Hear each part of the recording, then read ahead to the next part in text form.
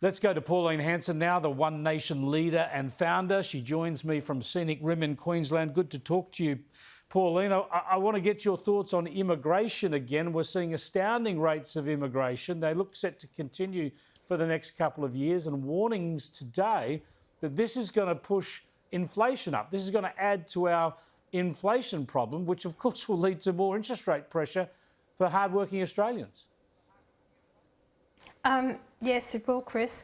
Look, I've been on about immigration since 1996, and I said immigration should be in a managed way, bringing people into the country that will assimilate into our society and actually won't end up on our welfare system and costing us in many ways.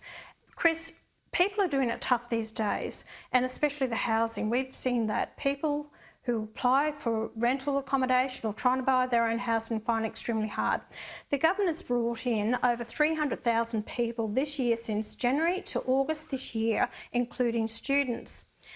We can't sustain this. It's unsustainable, the amount of people we're bringing into the country.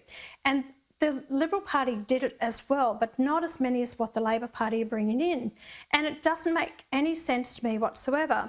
We haven't got the facilities, we don't have the homes, the schools, you know, the nursing homes, the infrastructure that we need to provide for these people. We haven't even put in any new dams, water projects to support these people. So it's sheer bloody mindedness that the government is bringing them in, and it's purely a lot to do with propping up the GDP. So bring in higher immigration. Your big Business Council of Australia, you've got, you know, people in business, they want high immigration because they're selling more white goods. But it does have an impact on ordinary Australians who want to actually go and see a doctor, travel on the roads, the infrastructure. Chris, it's so wrong what the government is doing. Yeah, I think the timing's very poor. As you say, we've got a housing crisis at the moment. Interest rates are going up. There are all sorts of pressures on infrastructure and other facilities. So this is only going to get worse in the coming years because we're struggling to keep up as it is. And while you say, yeah, Labor wants to keep immigration rates high because that keeps pushing the economy up and makes their economic figures look better, once the economy turns down, once we see unemployment start to tick up, we're going to really exacerbate the problem because we're going to have a lot more migrants here who won't be able to get work, and we're going to have a massive welfare bill and all sorts of other problems. That's exactly right. People will actually end up on the welfare bill. What the government is now proposing is people on visas coming to Australia, temporary visa holders can actually buy housing in Australia, and also those who are on bridging visas can buy houses in Australia. So that's going to impact on the Australians who are trying to buy the homes because it's going to push up the prices. Also, what I have said for years, that people, foreign investors, should not be able to buy housing in Australia, whether it's new or established housing. Students in Australia, 225,000 a year, they actually take up 70% of actually new built housing in Australia. So then the problem is that we have a Foreign Investment Review Board.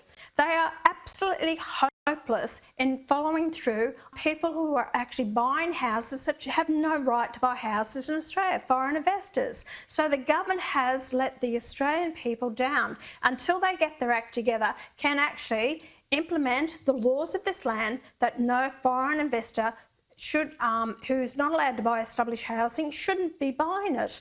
You know, there's a lot the government can do, and they are reluctant to do it because the states are also making so much money out of house sales with the stamp duties they've got raking into their coffers. Now, the other numbers that are coming out that are concerning are the debt levels in this country. Hardly surprising. We seem to have given up here, where the governments are the former coalition governments in the state and federally, now Labor governments just about everywhere.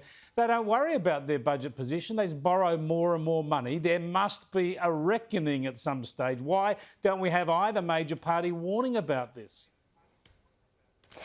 Chris, you have to understand it. There's a 3-year cycle in Commonwealth elections, federal elections, and the fact is the politicians don't have long-term vision for the future as what the former politicians of this nation did, because they were a nation-building set of people. Now we have those seat warmers in there that are absolutely useless, and I've got to tell you that they're only a numbers game in there, so they're only securing their jobs for till the next election.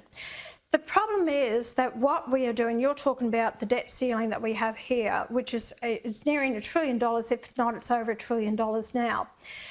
Here we have, the projection was by 23, 24, every man, woman and child in the country would be in debt for about $21,300. You know what it actually is? $31,400 for every man, woman and child. That's only Commonwealth debt. You've got your state debt. Here in Queensland, it's $2,900 and it's projected over $8,000. Victoria, $19,000 per man, woman and child in that state. You've got New South Wales and South Australia who are actually, you know, about $11,000 per man, woman and child. Until we rein in our debt, and when we rein in our debt, we're not paying high interest rates, therefore we can spend it on more projects.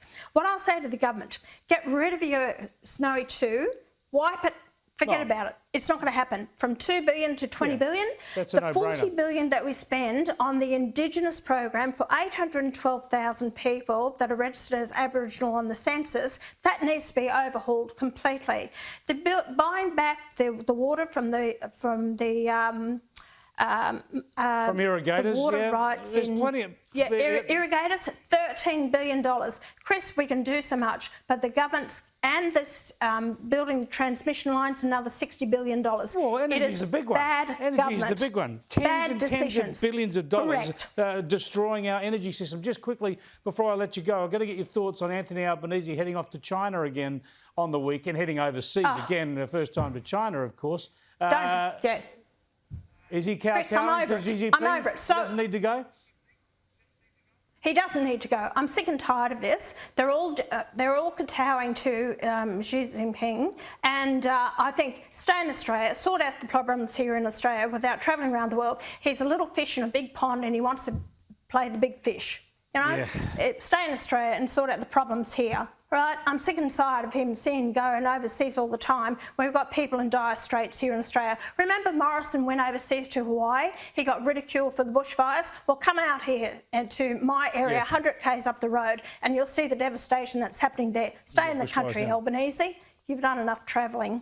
Thanks for joining us, Pauline. Appreciate it. Pauline Hanson there again. Of course, Scott Morrison's trip to Hawaii was a holiday. But, I think the justification for Albo going to China now is a bit thin, because the way they've treated us over the last years, it's a good thing that we're starting to get the relationship back on track. But really, should we be rushing up there, or should we just meet them in normal forums? Because China has treated us terribly badly over the past 3 or 4 years.